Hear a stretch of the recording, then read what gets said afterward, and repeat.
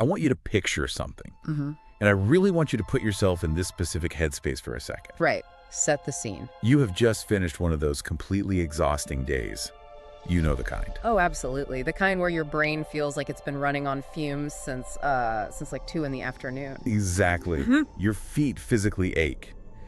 And all you want in the entire world is to just turn the key in your lock, drop your heavy bags on the floor, and collapse onto your couch. It is a universally understood feeling, the desperate need for sanctuary. Yeah. So you finally make it home.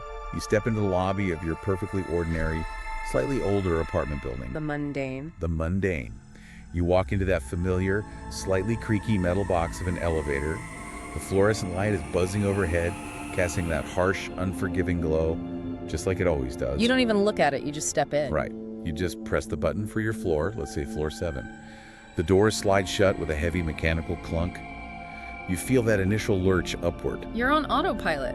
Total autopilot. Yeah. Let's close your eyes for a second, leaning your head back against the cool metal wall, just waiting for the familiar ding so you can walk down your hallway and finally go to sleep. But the ding doesn't come. No, the ding doesn't come. Instead, you feel the elevator pass your floor. That stomach drop. Yeah, it just keeps going. It's pulling you upward. And when the doors finally slide open, you are looking at a space that physically, architecturally, and logically should not exist. It is the ultimate violation of our spatial trust. Spatial trust. I like that. Unpack that a bit. Well, I mean, we move through the modern world completely reliant on the rules of engineering and architecture. We have to. Right, or we'd go crazy. Exactly. We trust that stairs go where they are supposed to go. We trust that solid walls are actually solid. Yeah. And we absolutely trust that a building which clearly only has 8 stories when you look at it from the outside only has 8 stories on the inside. Right, because math. Because math. When that contract is broken, the panic is immediate. It is a profound, primal panic. And that absolute, fundamental violation of reality is exactly what we are getting into today. Welcome to this deep dive. It's a dark one today. It is. So our source material for today is an incredibly unsettling, deeply terrifying transcript. It's from a YouTube channel called The Midnight Curator. Very atmospheric. Yeah, and the video is titled, "My Elevator Stopped at a Floor That Doesn't Exist." It's a blunt title, but it hooks you immediately. It really does. Actual. And our mission for this deep dive is to thoroughly explore this narrative. We have a resident who becomes completely trapped in this shifting architectural reality. Trapped in their own home, essentially. Exactly. We want to unpack the specific insidious mechanisms of this paranormal entrapment. It is highly systematic. Right.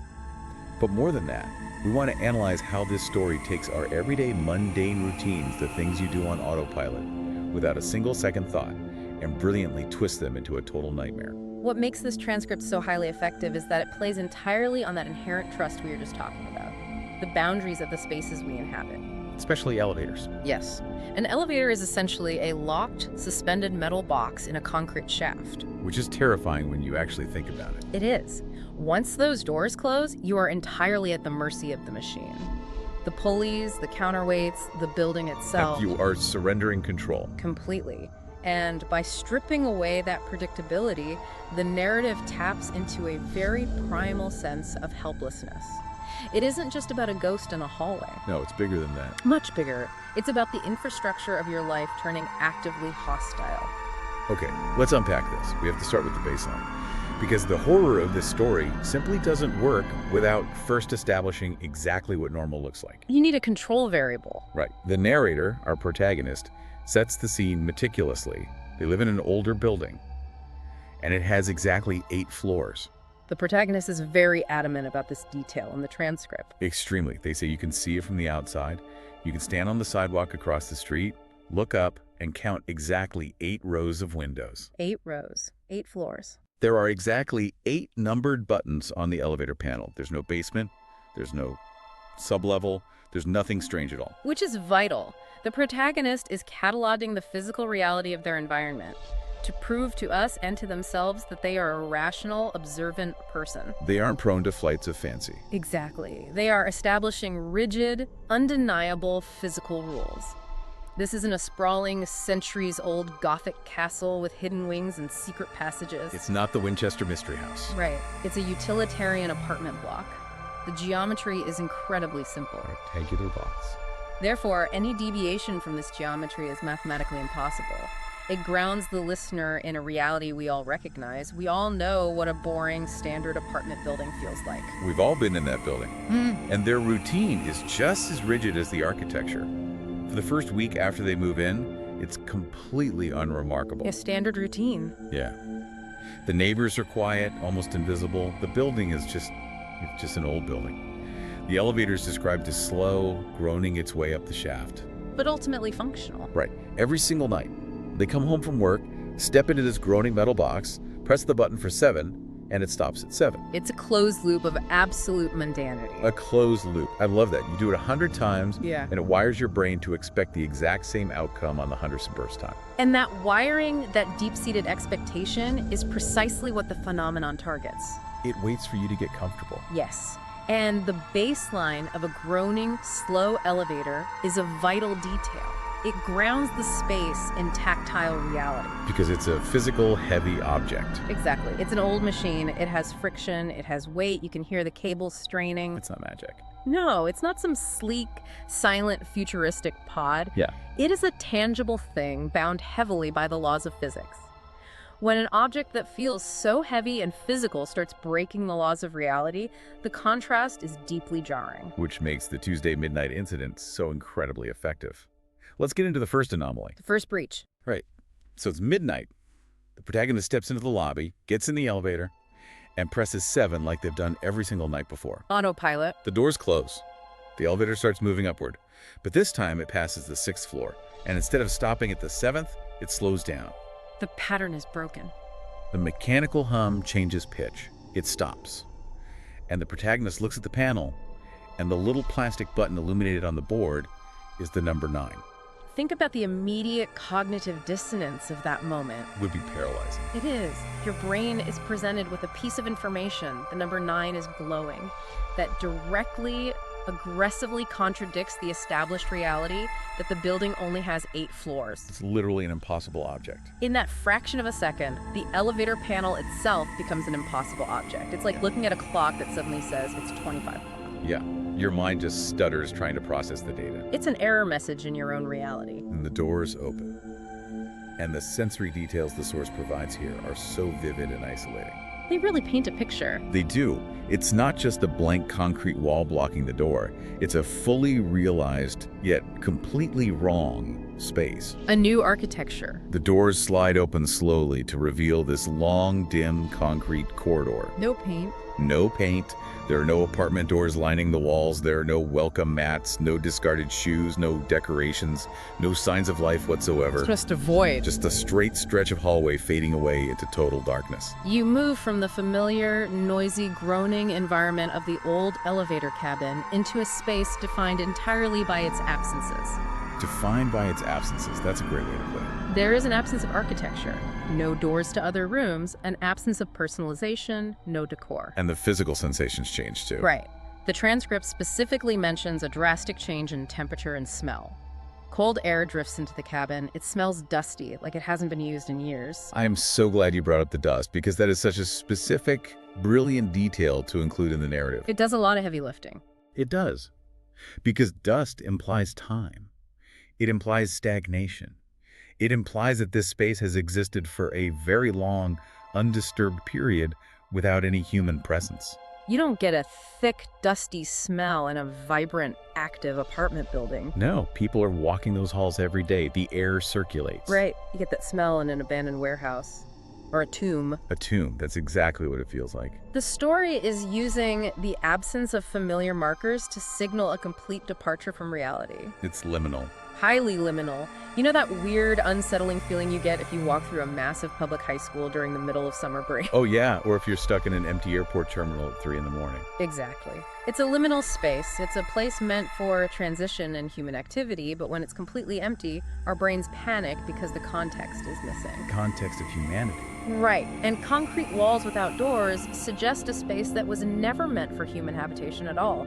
It's an architectural dead zone. So let's talk about the protagonist's reaction to this dead zone, because I kept asking myself what I would do in this exact situation. Most people assume they would investigate. Which is crazy.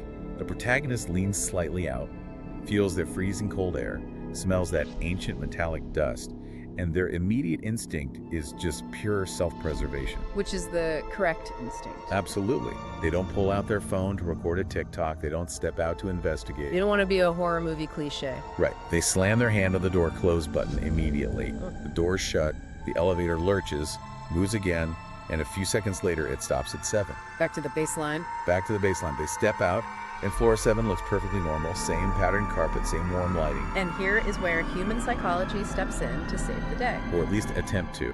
The protagonist instantly starts rationalizing what just happened. It is a textbook psychological defense mechanism. They just lie to themselves. Completely. The protagonist tells themselves it was simply a mechanical glitch. They blame the old building, the ancient wiring of the elevator. They think, oh, maybe the floor sensor got confused. Right. Then they try to rationalize the physical space itself, suggesting to themselves that it was just a maintenance floor or an unfinished utility area that residents aren't supposed to access. I want you to really reflect on that for a second. Think about human nature and how desperately we need our world to make sense. We crave order. We will bend over backwards, performing incredible mental gymnastics to apply logic to something completely illogical, just so we can function. Just so we can turn off the light and go to sleep at night. Exactly. Because the alternative, accepting that the laws of physics just fundamentally broke down inside your own apartment building, is simply too terrifying to process. It would break you. It would. So your brain says, it's a sensor glitch. It's a hidden maintenance floor. Even though a hidden maintenance floor on top of an 8-story building still violates the physical reality you can literally see from the street. Right. You counted the windows. But the trap of rationalization is incredibly dangerous in this context. It's the worst thing they could do. Why is that? Because by explaining away the anomaly, the protagonist lowers their guard. They convince themselves that the space is harmless, simply a bizarre quirk of city infrastructure. They normalize it. They normalize the supernatural, they maintain their routine, which leaves them entirely vulnerable to the severe escalation that follows. Because they keep using the elevator. Exactly. If they had accepted the supernatural threat immediately, they might have moved out the next morning. By rationalizing it, they anchor themselves to the danger. Which brings us directly to Section 2. The second breach and the digital intrusion. The escalation. The protagonist manages to sleep, wakes up, goes to work, and comes home. It is now Wednesday night. The very next night. The same exact time, just after midnight. They get in the elevator, it groans upward, it passes 6, it slows, it stops. The number 9 lights up again. The repetition establishes a deliberate pattern. It's not a fluke. No. The anomaly wasn't a one-off electrical glitch caused by a power surge. It is a recurring event, tied specifically to the protagonist's daily routine and the witching hour of midnight. The building is responding to their presence. It's waiting for them. The doors slide open. It's the same dim, flickering lights, the same concrete walls, the same freezing, cold air drifting into the cabin. But there's a difference this time. A huge difference. The space is no longer empty. The source describes it so chillingly. At the far end of the corridor, just on the edge of the darkness, the protagonist sees someone standing there. Just standing. Perfectly still, watching the elevator, watching them. This is a massive escalation in the narrative horror. It shifts from eerie to directly threatening. We have transitioned from an environmental anomaly, a weird, empty, cold space, to an active, directed threat. Right. An empty room is unsettling because of the implications. But an occupied room, where the occupant is waiting silently for you in the dark, is a direct, immediate menace. And the stillness is what really gets me. The complete stillness of the figure is particularly alarming. It's unnatural behavior. It implies a predatory focus. Like a predator locked onto prey. Exactly. A normal person would wave or speak or move toward the light. Standing perfectly still in the dark is the behavior of a hunter. The protagonist, furious, hits the button, and the doors close before they can even be completely sure of the details of what they just saw. Flight response activated. They make it down to their apartment on the 7th floor, their heart absolutely pounding. They rush inside, turn the deadbolt, trying to process it. They think they're safe. They think they're safe. And this is the moment the narrative introduces an element that genuinely made me put my notes down and just stare at the wall for a minute. The digital breach. They are inside their apartment, the heavy door is locked, they're supposedly safe in their modern sanctuary, and their phone buzzes in their pocket. The intrusion of the digital element is where this narrative brilliantly bridges the gap between classic supernatural horror and modern anxiety. It's terrifying. An unknown number sends a text message, and it's just 6 words. 6 words. You weren't supposed to see floor 9. I want to focus closely on that specific phrasing. Yeah, please do. You weren't supposed to. This implied a set of rules. It implies a grander, structured design to this haunting. It's organized. Yes. It isn't random poltergeist activity throwing plates across a room. Yeah. The entity or the force controlling the building has an intended order of operations, and the protagonist has accidentally deviated from the script. They saw behind the curtain. And it also implies intense surveillance. The entity knows exactly what the protagonist saw. It knows what they saw, and more importantly, it knows how to text them. That is the most alarming part. Think about the implications of that.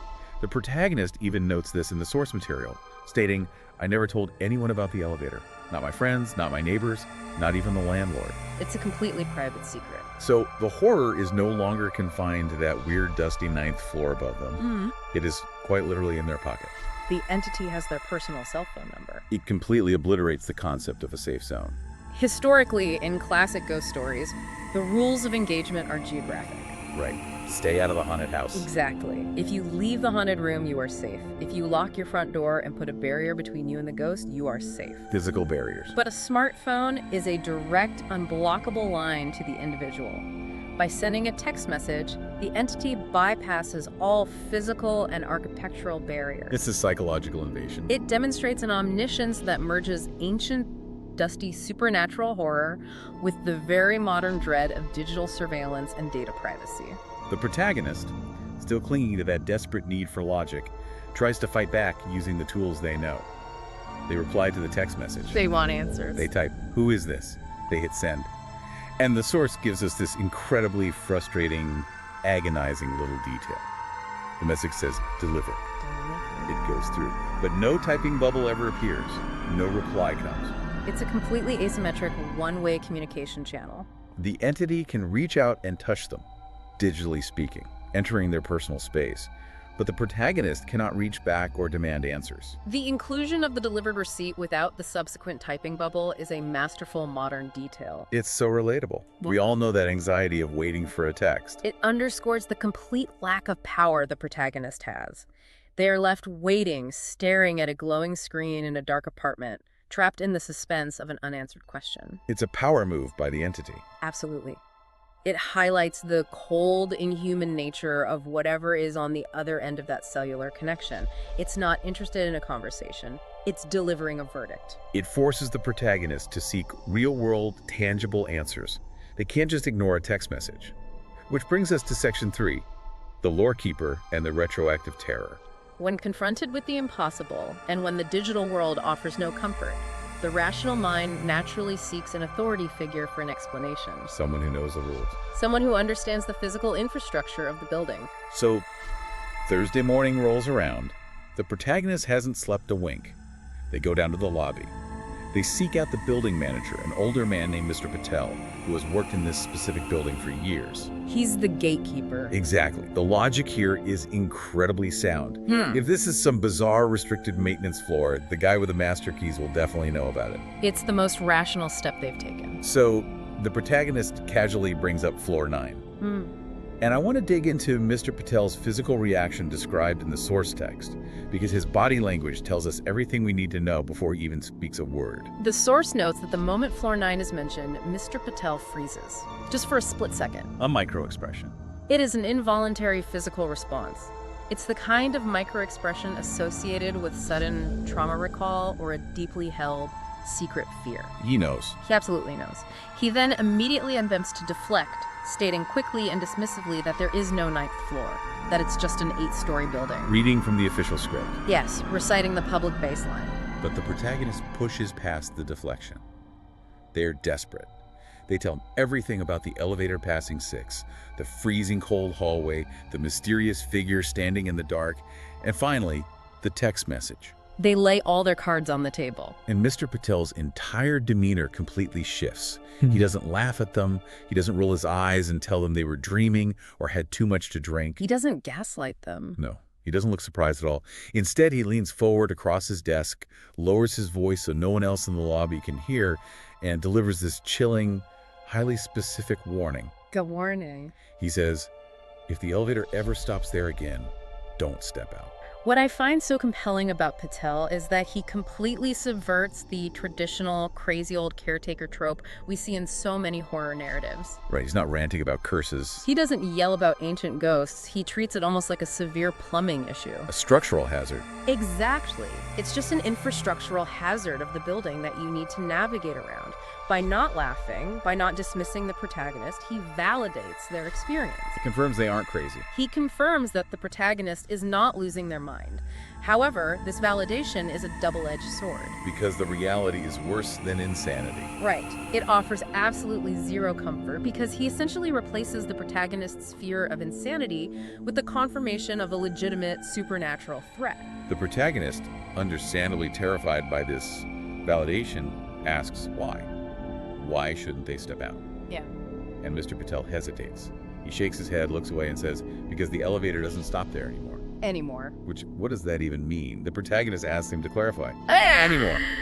And Mr. Patel stands up, walks to the window, looking out at the street, and almost mutters to himself, it stopped after the accident. The phrase "the accident" carries so much weight here. It's the inciting incident. The brilliance of this transcript is the deliberate omission of the backstory. The author of the text doesn't bog us down with a convoluted history of a tragic fire in the 1970s, or a murder, or a cursed architect who went mad. They just leave it blank. By simply referring to the accident, it creates a massive narrative void. And human psychology dictates that we must fill that void. We supply our own worst fears. The listener's imagination is forced to construct a scenario horrific enough to break the geometry of the building. Our own imagined horrors, tailored to our specific fears, are always more potent than explicitly stated facts. It leaves the protagonist reeling. They're trying to process the idea of an accident that somehow created an extra floor. But then Mr. Patel delivers the absolute bombshell of the narrative. This is the turning point. He looks back at the protagonist and says, most people never notice it. The protagonist, confused, asks, notice what? And Mr. Patel says, the elevator only stops at floor 9 when someone is already waiting there. It is a profound, violent shift in the rules of the environment they thought they understood. The protagonist pushes back. They tell Mr. Patel. But the hallway was empty the first time. There was no one waiting when it stopped on Tuesday. They are trying to hold on to their safety. And Mr. Patel just stares at them, completely deadpan, and replies, then whoever was waiting there must have been standing behind you. That is the moment the entire reality of the story collapses in on itself. It is so intense. Here's where it gets really interesting, and by interesting I mean absolutely viscerally horrifying. The retroactive terror. Let's break down the sheer terror of this specific moment. For 2 entire days, the protagonists believed the horror was out there. External. They believed they were in a safe, enclosed, brightly lit metal box looking out through the open doors into a scary, empty hallway. This single sentence from Mr. Patel completely rewrites their history. It retroactively infects the protagonist's memory of the event. It's a terrifying application of retroactive interference, where new information violently corrupts your understanding of a past event. The safe space was actually the trap. The elevator cabin is a very small, confined area, usually about 6 by 6 feet. To be told that an entity was in there with you, occupying the same small volume of recycled air, standing just out of your peripheral vision, it violates the boundaries of personal space in the most extreme way possible. Elevators already force us to abandon our personal space bubbles. Elevators inherently abandon normal proxemics. To realize that space was invaded by something unnatural while you were completely oblivious is deeply, deeply unsettling. I really want you, listening to this right now, to imagine that feeling in your gut. Think about the last time you rode an elevator alone. You feel totally secure. You probably pulled out your phone, checked your emails, or just stared blankly at the number sticking up above the door. You assumed with complete certainty that you were alone. The isolation is comforting. Now imagine finding out 2 days later that something was standing 2 inches behind your neck the entire time, breathing the exact same air, just standing in your blind spot, waiting to see what you would do. Just observing you. Realizing a danger you thought was in front of you was actually breathing down your neck. It's a retroactive violation of your safety. It also perfectly explains why the protagonist felt so urgently compelled to press the door close button so quickly on that very first night. Oh, that's a great point. They didn't know why they were panicking, they just knew they had to close the doors. On a subconscious level, their primal survival instincts might have actually registered the presence behind them. The body knows. Yes. Sensing the proximity of a threat and prompting a flight response even before their conscious mind could process the visual anomaly of the 9th floor. The body knew it was trapped with a predator before the brain did. So after hearing this terrifying revelation from Mr. Patel, the protagonist does exactly what any sane, rational person would do. They swear off the elevator completely. The only logical move. No more middle boxes. Which brings us to Section 4, the hallway siege, or the violation of the safe space. Avoiding the elevator is the most logical, tactical choice a person could make. But it doesn't work. No. But the tragedy of this narrative is that in a haunted ecosystem, logic rarely provides true protection. Changing your route doesn't stop the hunter. Thursday night. The protagonist comes home late and walks straight past the lobby elevator. They take the stairs. It's a physical toll now. 7 long, steep flights of stairs in an old building. The source notes their legs are absolutely burning by the time they reach the 7th floor landing. They're out of breath, sweating. But they are safe, supposedly. But they don't care about the pain. They just want to get inside, lock the heavy deadbolt, and forget the whole thing. They get inside their apartment, they lock the door, they throw the security chain. And the barriers are up. And the text notes that everything in the apartment is quiet. Too quiet. The silence in the apartment is heavy. It's anticipatory. It's waiting for the drop. After the sensory overload of the revelations from Mr. Patel in the busy lobby, the absolute silence of the isolated apartment feels less like peace and more like the holding of breath before a strike. The lack of ambient noise amplifies the tension. They check their phone, no messages. They sit on the couch, staring at the wall. Around 1:10 in the morning, they finally decide they can't stay awake forever. Exhaustion is winning. They have to sleep eventually. They go to the bedroom and turn off the light. And the very moment they are plunged into darkness, the auditory assault begins. The sound of the elevator. From the hallway, outside their locked apartment door, they hear it. The slow, mechanical ding of the elevator arriving on the 7th floor. The sound of the elevator has now been weaponized by the narrative. It's a trigger. What was once a completely mundane background noise of city living, a sound you usually tune out, is now the definitive auditory signature of the entity's arrival. The mundane has become monstrous. Someone or something has arrived on their floor, and then the protagonist hears footsteps. But they aren't normal, brisk footsteps of a neighbor coming home late. No, they are deliberate. The source describes them as slow, dragging slightly against the carpet, coming down the hallway, getting closer and closer, passing the other doors until they stop. Right at their threshold. They stop right outside the protagonist's locked door. The dragging sound is a highly specific and effective auditory cue. It implies something injured, unnatural, or heavily burdened. It's not a healthy stride. It instantly strips away the comforting illusion that whatever is outside is just a normal neighbor who maybe got off on the wrong floor and is confused. The slow, deliberate pace of the dragging builds incredible, agonizing tension. It's an announcement of presence. The protagonist is lying in bed, holding their breath in the dark. And then the digital intrusion returns. The phone. The phone on the nightstand buzzes, lighting up the dark room. It's the unknown number. 4 words on the screen. Yeah. He got off early. The entity is directly acknowledging the protagonist's attempt to change the rules by taking the stairs. It's taunting them. It is communicating a terrifying level of awareness. It is telling the protagonist that evasion is futile. It knows their movements, whether they use the elevator or not. The protagonist is paralyzed. They slip out of bed, creeping toward the front door, and they can see a faint, dark shadow blocking the light under the doorframe. The entity is standing right there. It's just standing there. It's not jiggling the handle or trying to force the door open. It's just standing. Waiting. The protagonist is looking at their phone screen, and the text is just staring back at them. You got off early. Their heart is pounding in their ears. And against every rational instinct they have, a mix of pure curiosity and terror compels them to move closer to the door. They have to look. They lean down, holding their breath, and they look through the people. This introduces a fascinating mechanical element of fear that relies on actual physics. The optical illusion of the peephole. I found this part so clever. A peephole uses a fisheye lens, a convex glass designed to provide a wide-angle view of the hallway for security purposes. It lets you see if someone is standing to the left or right of the door. Right, to see if someone is hiding. But it has a major vulnerability. it inherently creates blind spots. which plays out perfectly here.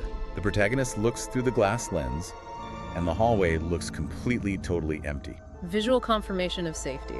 They can see the long corridor stretching out. They can see the flickering fluorescent light near the elevator bank at the far end.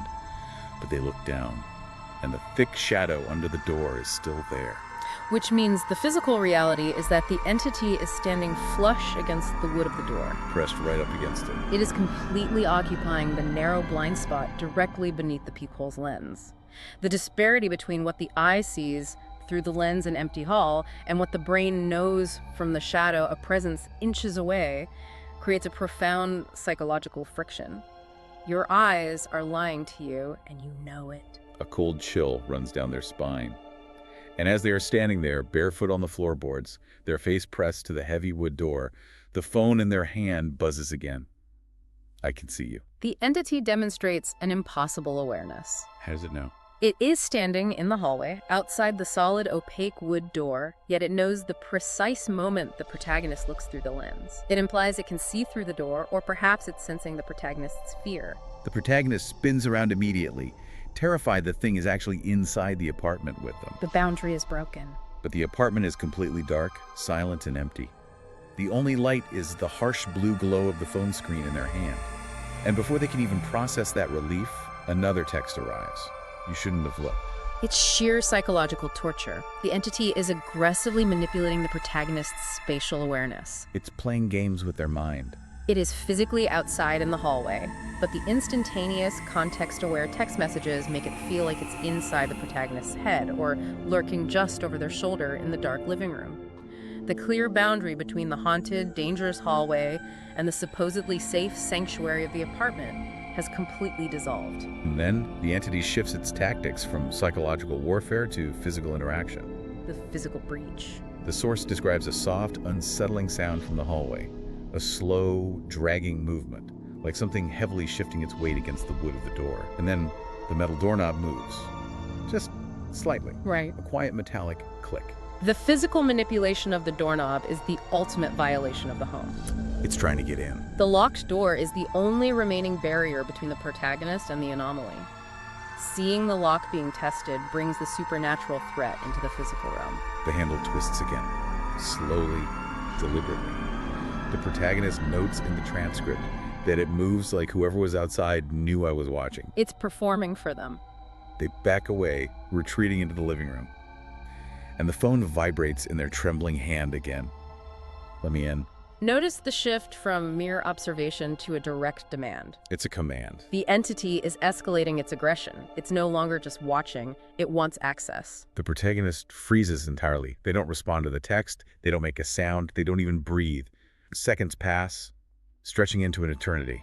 The handle stops moving. The waiting game. The shadow remains, but the hallway goes silent. They wait 1 minute, 2 minutes, nothing happens. Finally, driven by an agonizing need to know, they force themselves to creep back to the door and check the peephole again. They have to confirm. This time, the hallway is truly empty. The shadow under the door is gone. But the terror isn't over. Because as they look down the hall through the fisheye lens, they see the digital elevator panel outside their neighbor's door flicker to life. Then, a loud ding, the elevator doors slide open. But no one is there. No one steps inside. The hallway remains empty. Now the architecture of the environment itself begins to perform the haunting. The building is actively participating in the terror. The elevator panel down the hall lights up brightly. The protagonist watches through the peephole as the numbers start changing. 7, 6, 5. It's moving away. The elevator's going down, but the protagonist just watched it open, and no one got in. It keeps dropping. 4, 3, 2, 1, and it stops. On the ground floor. There's a long pause, and then the digital panel changes again. The number 9 slowly lights up. From the first floor. But the elevator isn't moving back up the shaft. The light just stays glowing on the 9, remaining stationary, as if someone pressed the button from inside while sitting on the first floor, claiming their destination. The elevator itself acts as a character here. It is an extension of the entity's will, a mechanical avatar. It's sending a message. It is displaying a physical impossibility on its digital panel, showing floor 9 while parked on floor 1, simply to communicate with the protagonist. It is showing them where it belongs. It's showing them the destination.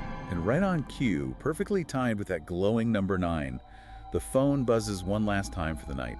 The message reads, "Next time, ride with me." The ultimatum. And the very second that text arrives, the elevator outside begins moving up again, its mechanical groan echoing down the empty hall. It is a clear, undeniable ultimatum.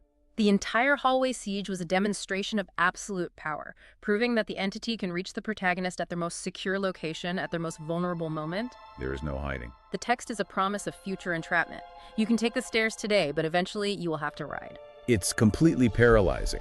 The protagonist obviously doesn't sleep a single minute that night. Every pipe groaning in the walls, the wind rattling the window, the refrigerator humming in the kitchen, every single mundane sound makes them jump out of their skin. Hypervigilance. But the elevator doesn't stop on their floor again that night, which leads us to Section 5. The trap is sprung, and the introduction of a terrifying new concept, the doppelganger. I was hoping we would get to this because the lull between the siege and the trap is a crucial component of the entrapment process. The waiting period. Human beings physiologically cannot sustain a state of peak adrenaline and terror indefinitely. The body eventually crashes. The source transcript explicitly details this crash. For 3 entire days, absolutely nothing happens. No threatening texts, no dragging footsteps in the hall, no mysterious elevator stops. Total radio silence. And what does the protagonist do with this silence? They start gaslighting themselves again. The human mind is incredible at denial. It's a survival mechanism. They write in the transcript. Maybe I imagined the whole thing. The doorknob twisting was just the building settling. The texts were a prank from a neighbor spoofing a number. I was just stressed. It was a severe lack of sleep. I scared myself with a stupid coincidence. The mind craves normalcy so intensely that it will actively work to erase or minimize trauma just to maintain daily function. The 3-day lull allows the protagonist's profound physical exhaustion to completely override their survival instincts. Fear is exhausting. Fear requires massive amounts of energy to sustain. By the end of the work week, the protagonist is simply out of energy. The entity didn't need to break down the door, it just needed to wait until the protagonist was too tired to take the stairs. That is exactly what happens. It's Friday night. The protagonist comes home late from the office, almost 1 in the morning. The lobby is completely empty. The fluorescent lights are buzzing their normal, annoying hum. A completely mundane scene. The protagonist walks straight toward the stairwell door, fully intending to climb those 7 steep flights of stairs again, despite how heavy their legs feel. But halfway across the lobby, they stop. Because the elevator doors suddenly open with a cheerful, welcoming ding. The trap opens. The empty cabin is just sitting there, waiting for them, brightly lit, silent, inviting. It presents itself as a haven. After a long, exhausting week, facing the prospect of severe physical exertion, that illuminated open metal box seems entirely benign. It seems like rest. It seems like relief. The trap looks like comfort. The protagonist stares at it. The button panel inside is glowing softly, and the protagonist's internal monologue betrays them. They think 7 flights of stairs suddenly feel absolutely impossible. Nothing has happened for days. Maybe it's safe again. Maybe whatever happened before is over, or it was all in my head. Rationalizing their way into the trap. And so, giving in to sheer exhaustion, they step inside the cabin. And the trap finally closes. The voluntary surrender of control is complete. By stepping inside, they have accepted the terms of the environment. The heavy doors close behind them. They press 7. The elevator begins to move upward. 6, 5, 4, 3. Everything feels completely normal. The gentle swaying, the hum of the motor, it's working perfectly. Lulling them into security. Until it isn't. Suddenly, the elevator stops dead. But it doesn't stop at a floor. It stops between floors. The rules are broken again. The bright overhead lights flicker once, plunging the cabin into momentary darkness. And then when the lights come back, the digital panel has changed. A new number has appeared on the screen, even though the protagonist's hands are at their sides. 9. The spatial anomaly has returned, but this time, the rules of engagement have completely shifted. It's autonomous now. The protagonist did not press the button by accident. They did not trigger it. The environment is now actively hijacking the journey. The machine has taken over. The protagonist's stomach drops into their shoes. The elevator looches and starts moving again, but it's moving past the top floor.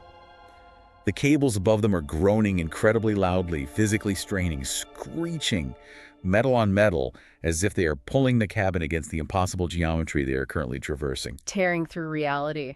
And then, ging! The doors slide open. The return to the liminal space. The destination has been reached. It's the same impossible hallway.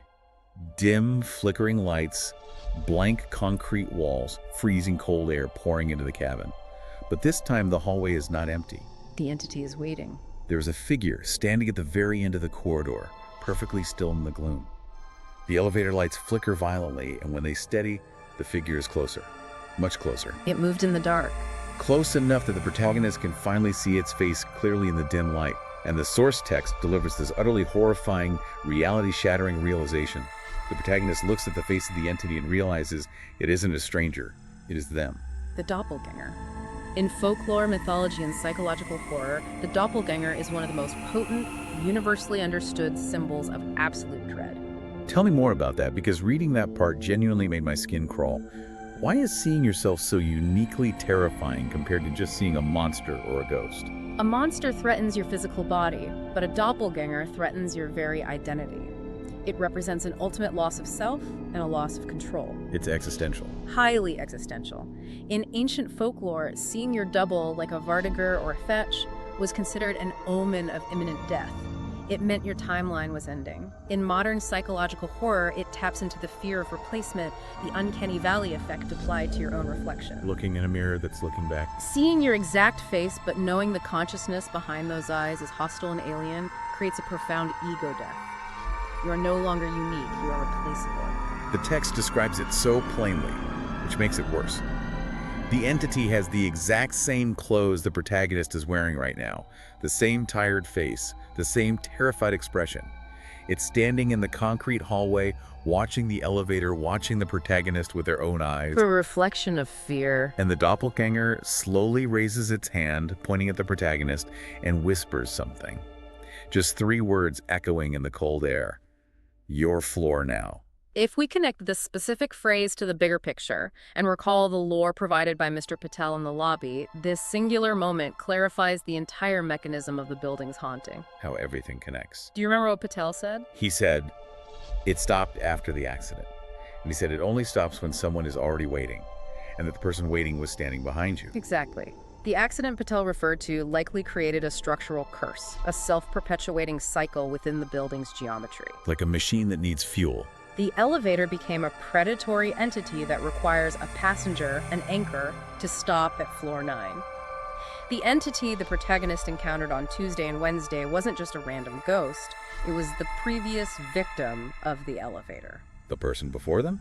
Trapped on the 9th floor, looking desperately for a replacement so it could leave. By stepping into the elevator on Friday night and being taken to floor 9, the protagonist has been officially selected to take over the role. It's a paranormal exchange program from hell. A cruel trade. The entity gets to leave the 9th floor or move on to whatever comes next, and the protagonist is drafted into becoming the new ghost in the machine. Your floor now. The moment the doppelganger whispers that sentence, the trap is fully sprung. The door on their old life closes, which drops us straight into Section 6, the infinite descent. The horrifying transition from being a victim of a haunting to becoming a permanent prisoner of the architecture. Before the protagonist can even open their mouth to scream, before they can process what they are looking at, the elevator doors slam shut with terrifying speed. Sealing them in. And the cabin drops. It doesn't descend normally, it drops violently, falling faster than any commercial elevator physically should be able to, without engaging the emergency brakes. There's no velocity. The source text says the protagonist is thrown to the floor. Their ears pop painfully from the rapid change in pressure. The overhead lights are flickering wildly, strobing in the falling box. It feels like they are plummeting straight into the center of the earth in total freefall. And then, a sudden, bone-jarring stop, and a cheerful ding. The mechanical cheerfulness of that standard ding juxtaposed with the violent, impossible descent is deeply, deeply unsettling. It highlights the apathy of the machine to the human suffering inside it. It doesn't care, it's just doing its job. Precisely. The doors slide open once again. The protagonist scrambles to their feet, desperately hoping against hope to see the familiar patterned carpet and warm lighting of their hallway on floor 7. But they don't. But they aren't on 7. The hallway looks completely different. It's not the blank concrete void of floor 9 either. It's an old, dusty, abandoned corridor with peeling wallpaper and a completely different architectural style than the rest of the building. A new layer of the labyrinth. And the protagonist, trembling, turns around to look at the digital elevator panel mounted above the door frame from the outside hallway. And the glowing red number above the frame is a number they have never seen before. It reads, 10. Floor 10. This represents the final, absolute shattering of the architectural baseline we established at the beginning of the story. The 8-story building is gone. And right at that exact moment, standing alone in this impossible hallway, the phone in their pocket buzzes one last time. They pull it out. One final text message from the unknown number illuminates the screen. Welcome to the next floor. So, what does this all mean for the protagonist? The grim implications here are staggering when you really unpack them. The protagonist wasn't merely killed, they weren't driven mad in their apartment. They have been physically and spatially absorbed into the building's shifting, non-Euclidean geometry.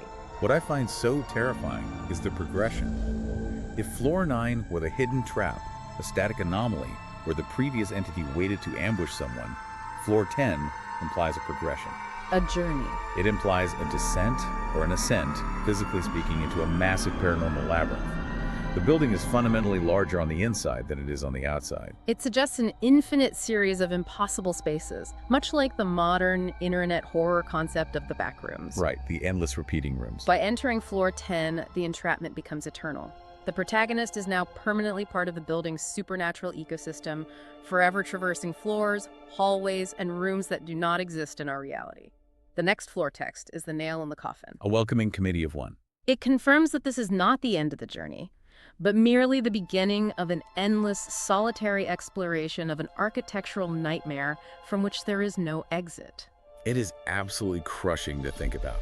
You start your week just wanting to go home to your apartment, put your feet up and watch some TV, and you end the week swallowed whole by a building that refuses to obey the laws of physics. A victim of your own routine. To summarize this terrifying journey, we watched a resident's simple, mundane commute in a standard 8-story building slowly unravel.